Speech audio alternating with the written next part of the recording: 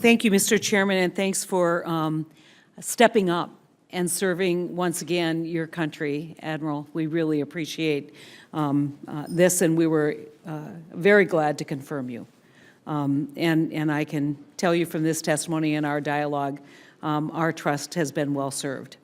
But we have some business that needs to get taken care of. And, you know, I kind of tell people occasionally, if you've ever been to a penitentiary and have the warden bring out a box, they have a box of handmade weapons, you know, from toothbrushes that have been shaved off to just simply plastic knives that have been used to kill other people. And so we have to be really careful that we don't overstate, you know, the risk that there is, because even though we're looking for traditional weapons, we let people on with knitting needles.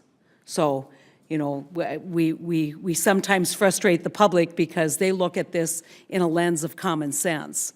One of the things I want to ask is whether when you look at the metrics, and it's for anybody here, and we look at this transition now to bag fees that has resulted in more people doing carry-ons, I believe, has that been a problem? And is there a way to do pre-screen for baggage, you know, on carry-on that would help the line move quicker, but and also would provide greater security in terms of what's in the bags? I'll start the answers on that. The first thing is we've been working really closely with the airlines to the extent possible to enforce the 1+1 rule.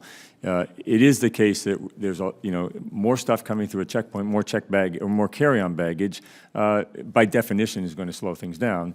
The other thing is to encourage people to really double check their bag, pack wisely. Yeah. A prohibited item in a bag of any type causes something to stop for a moment while it's being checked. So we encourage people to double check their bags, make sure that they haven't put anything in there that they shouldn't go. There's very clear information on the website now which says, you know, what shouldn't go in there. If they have any question at all, you can always ask somebody as you come in the airport. So I think trying to keep the number of bags coming through to a minimum, so the 1+1 rule is very important, and many of the airlines are working very hard to enforce that, and then ensuring that passengers just double check before they come through, because it will, one, it's an inconvenience to the individual who forgets that they leave something in there. It is true that we find a lot of contraband items coming through. We had a phenomenal number of loaded weapons at checkpoints last year. It always astonishes me that people forget that they have a weapon in their bag when they come through. So that, from my perspective, is one of the most important things we can do. We're looking at whether there are ways to do something different with carry-on baggage before you get to a checkpoint. But again, that's part of the technology improvement that we're thinking of. I would really encourage you to think kind of beyond the box on what could happen with carry-on luggage, because more time to screen that. We're all standing in line with our carry-ons, right? Those carry-ons could, you know, with a couple extra lines, be screened ahead of time as we're moving through the line. And I think that would give you more time to actually check the carry-on luggage. You know, I can tell you it's incredibly frustrating when you see someone bring something through that they shouldn't. Just a couple weeks ago, I had a bottle of water in my backpack. You know, how often do I fly and I've made that mistake? And so you just get, you know, you don't always know. And so I want to ask finally about the 2013 GAO report, noting that TSA could not provide evidence to justify its SPOT program, and that screening of passengers by observation techniques. GAO recommended that Congress should consider the absence of scientifically validated evidence for using behavioral indicators to identify threats to aviation security while assessing the potential benefits and costs in making future funding decisions for aviation security. Obviously, DHS did not concur with GAO's recommendation.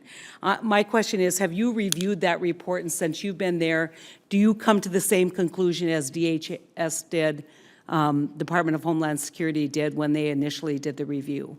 Well, I have reviewed that report, and there's a couple of elements to this that I think are important. So the first thing I did was to figure out, is anybody else doing a behavioral detection of some sort?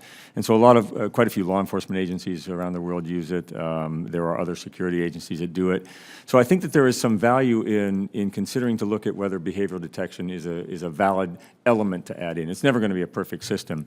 That said, we're looking at how we can more effectively use the people that we've assigned as behavioral detection officers. As I said in my opening statement, we're pushing a lot of those people back into security screening duties this summer. We're having them work with canine teams, because I do think that there's some work to be done on validation of the indicators, on the way in which we do behavioral detection. There may be some modifications that we have to make in order to make it more scientifically valid. Yeah, I don't want to belabor the point, but it is and can be a very effective tool at checkpoints, at border crossings. There is science to this. The question is, are you applying the right science? Mr. Chairman, thank you so much for the time.